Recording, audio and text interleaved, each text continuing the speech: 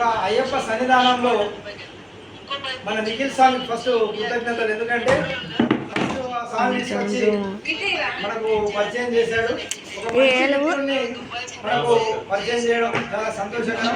నువ్వు చేసినటువంటి కొన్ని కొండ శాస్త్రాలతోటి నువ్వు అక్కడ ఉన్నప్పటికీ నీకు థ్యాంక్ యూ అయితే మ్యాక్సిమం మన నరేష్ స్వామి కానీ మేడం కానీ ఏమవుతున్నారంటే దాదాపు వాళ్ళు 10-15 సంవత్సరాలుగా దాదాపు వాళ్ళు ఉన్నటువంటి పరిస్థితుల్లో ఇక్కడ ఉన్నాము, మేము పోవాలి, అక్కడ ఇల్లు కూడా కట్టుకున్నాం కాబట్టి అటే పోవాలనేటువంటి ఉద్దేశంతో చాలా సంవత్సరాల కిందటి నుంచి వాళ్ళు ప్రయత్నం చేశారు.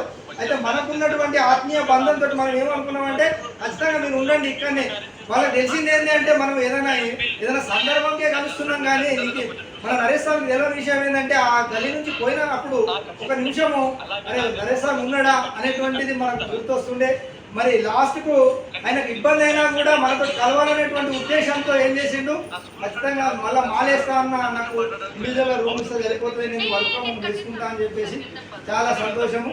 40-50 రోజులు మరి యాత్రలో కూడా చిన్న పొరపాట్లు ఏమైనా జరుగుతూ ఉంటాయి. కాకపోతే ఇంకో విషయం ఏంటంటే ఒక మనకు జరిగినటువంటి సంబంధాలలో ఎప్పుడైనా మనకేదైనా ఇబ్బంది వస్తే, మనకేదైనా విషయం వస్తే ఆ విషయము దానికి సంబంధించినటువంటి దాన్ని మనము వ్యతిరేకించాలి కదా తప్ప మన బంధుత్వాన్ని కానీ సంబంధాన్ని కానీ మన యొక్క మిత్రత్వాన్ని కానీ మనము పక్కన పెట్టాల్సిన అవసరం లేదు. ఫర్ ఎగ్జాంపుల్ ఈ రూట్లో పోవచ్చు అంటే ఆ రూట్లో పోయినందుకు ఇబ్బంది అనిపిస్తే ఏంటంటే ఆ రూట్లో పోయినటువంటి ఆ సందర్భాన్ని మాత్రమే తప్ప మన యొక్క వ్యక్తిని కానీ మన యొక్క కమ్యూనికేషన్ కానీ ఏం చేయదు. అయితే నరేశాన్ని ఇప్పుడే కాదు, మేము దాదాపు ఈ సందర్భం వచ్చినప్పుడు మీ యొక్క మ్యారేజ్ డే కూడా అక్కడ జరుపుకుంటారు అనుకున్నాము. మ్యారేజ్ డే అక్కడ జరుపుకున్న 2 వెహికల్లో రావడానికి మేము సిద్ధంగా ఉంటుంది. సరే ఏదేమైనా మీకున్నటువంటి పరిస్థితుల్లో ఎప్పుడైనా ఇక్కడ సంబంధించినటువంటి అవసరం వచ్చినా మాకు అక్కడ ఎక్కడైనా అవసరం ఉంటే మాత్రం ఖచ్చితంగా మేము వచ్చినప్పుడు 1 గంట సేపు మీకు స్పెండ్ చేసి మేము కలిసి ఈ యొక్క బంధాన్ని మాత్రం కొనసాగించాలి.